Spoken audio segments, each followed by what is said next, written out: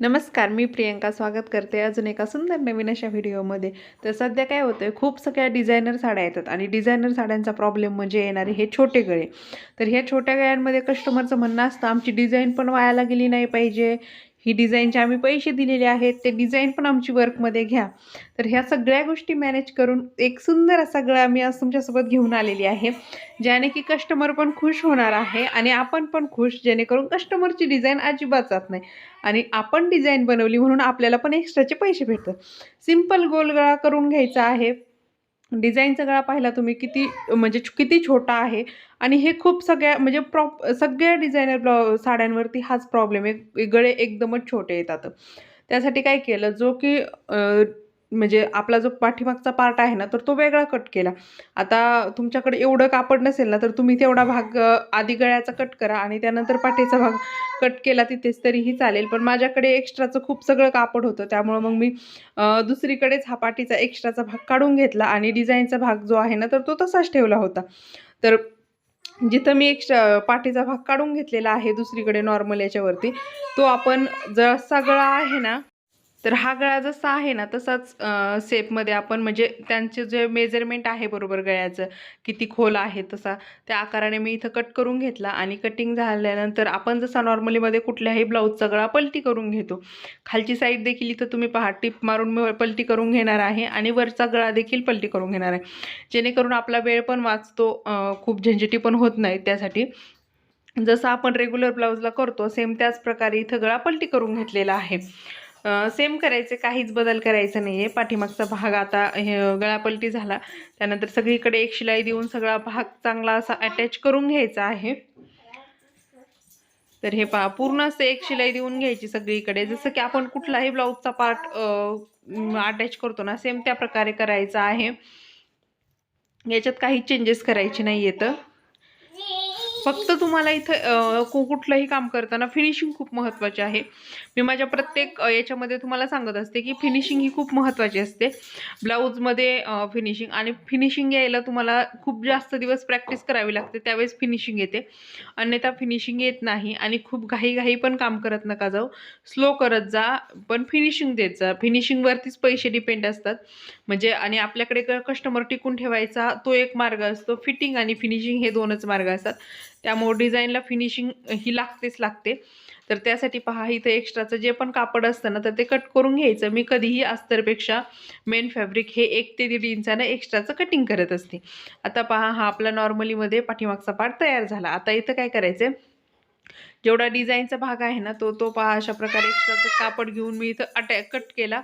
त्यानंतर आता याला मधून कटिंग करते. आता इथं स्टोन होते, त्यामुळे थोडा वेळ गेला माझा कट करायला. हा बघून करायचं. तर इथं बरोबर हे 2 पार्ट वेगवेगळे कटिंग केले. आता त्यानंतर काय केलं, पाठीमागच्या भागावरती हे असा पार्ट ठेवून घेतला. तर हे ठेवताना गळा जो आहे ना, तर तो उलटा ठेवायचा. म्हणजे गळ्याचा हा भाग ह्या साईडला आला पाहिजे आणि हा भाग ह्या साईडला आला पाहिजे.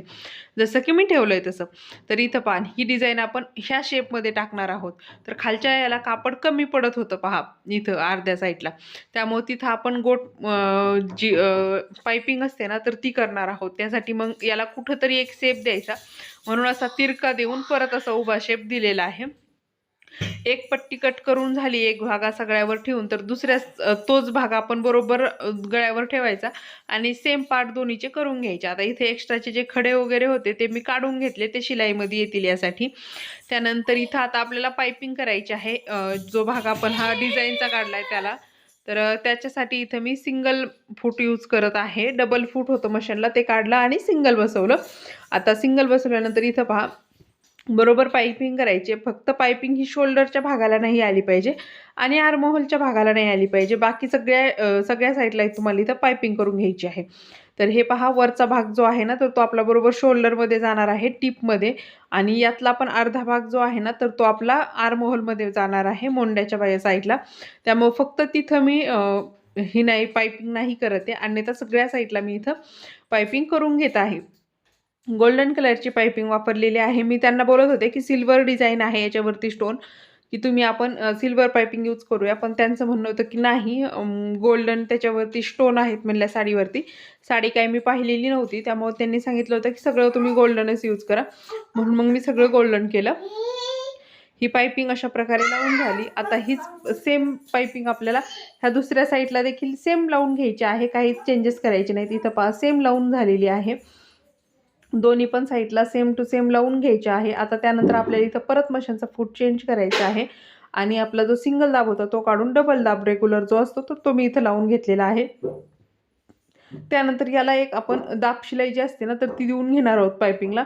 म्हणजेच पायपिंगला फिनिशिंग देणार आहोत, जेणेकरून आपल्याला अटॅच करताना सोपं जावं यासाठी. त्यासाठी बरोबर इथं मशीनचं जे एक फूट असतं ना ते सोडून इथं शिलाई मारून घ्यायची, जेणेकरून पायपिंग एकदम छान अशी अटॅच होऊन जाते. हे पहा अशा प्रकारे दोन्ही भाग असे सेम तयार करून घ्यायचे आणि दोन्ही भाग असे इथं ठेवून पाहायचे. तर हे पहा हा ठेवून घेतला, त्यानंतर त्याचं मेजरमेंट कुठपर्यंत येते तर हे इथं पाहायचं आहे आणि तिथं एक खूण करून घ्यायची आहे, जेणेकरून दोन्ही पण भाग हे समांतर अंतरावरती जोडले जावे यासाठी.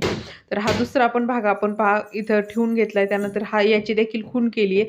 ह्या खुणा पाहायच्या एक समोर आल्या पाहिजेत, जेणेकरून भाग हा खालीवर झाला तर गळा देखील खालीवर दिसू शकतो. यासाठी बरोबर अशा खुणा करून घ्यायच्या. त्यानंतर आता इथं गोल्डन कलरची लेस घेतलेली आहे मी, जी की नॉर्मलीमध्ये तुम्ही लेस जशी लावता सेम तशीच लावायची आहे. फक्त लेस लावताना इथं चॉकलेटी कलरचा धागा होता तो काढून गोल्डन कलरचा लावला, जेणेकरून लेस लावल्यानंतर त्याच्यावरती तो चॉकलेटी कलरचा धागा दिसतो. यासाठी फक्त एवढाच एक चेंजेस करायचा, धागा इथं चेंज करून घ्यायचा आहे.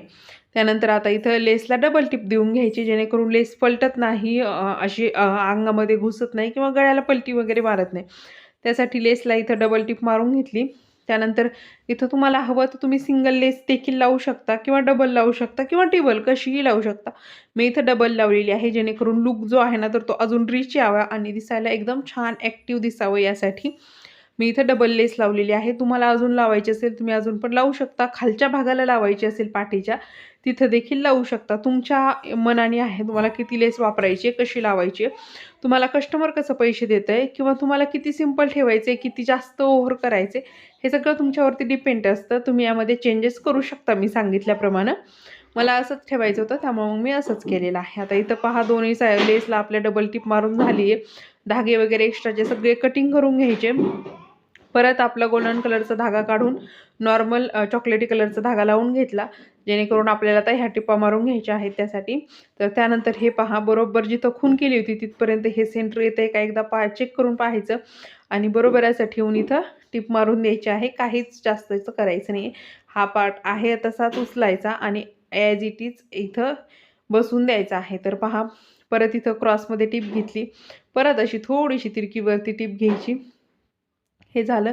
आता लगेच इथं याच्या काय आर्महोलच्या साईडला देखील मोंड्याच्या साईडला अशी टिप मारून घ्यायची आणि इथं देखील शोल्डरला वरती एक टिप मारून घ्यायची. हे एक्स्ट्राचं आतलं जे कापड होतं ते कट करून घ्यायचं.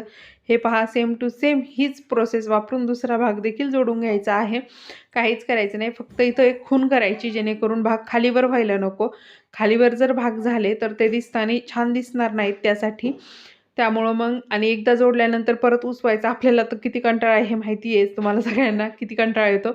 त्यासाठी इथं प्रॉपर असं चेक करून घेत जायचं आणि नंतर डिझाईन बनवत जायची.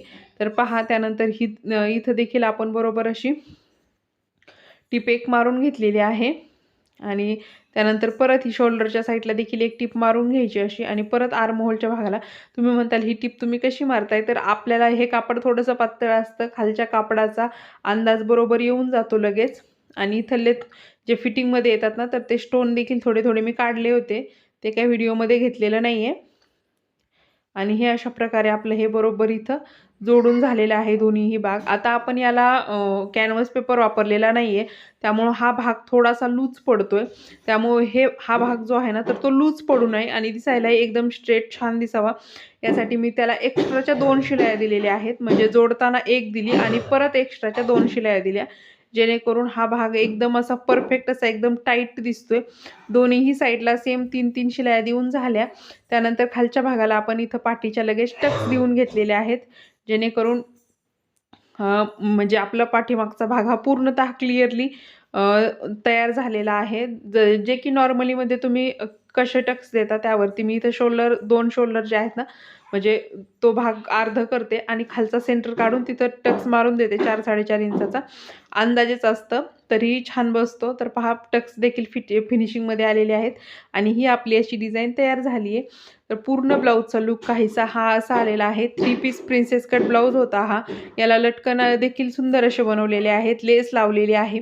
ह्या कस्टमरनी मला गोल्डन कलर यूज करायला सांगितला होता. तर तुम्ही कमेंट करून नक्कीच कळवा, याला गोल्डन चांगला दिसतोय की सिल्वर अजून छान दिसला असता. साडी कशी होती ती मी पाहिलेली नव्हती. मी त्यांना सिल्वर कलर यूज करू म्हणत होते, पण त्यांनी नाही ऐकलं, गोल्डन केला. ब्लाऊज कसा वाटला कमेंट करून नक्कीच कळवा आणि ब्लाऊज आवडला असेल तर लाईक, शेअर आणि subscribe. Thank you for watching.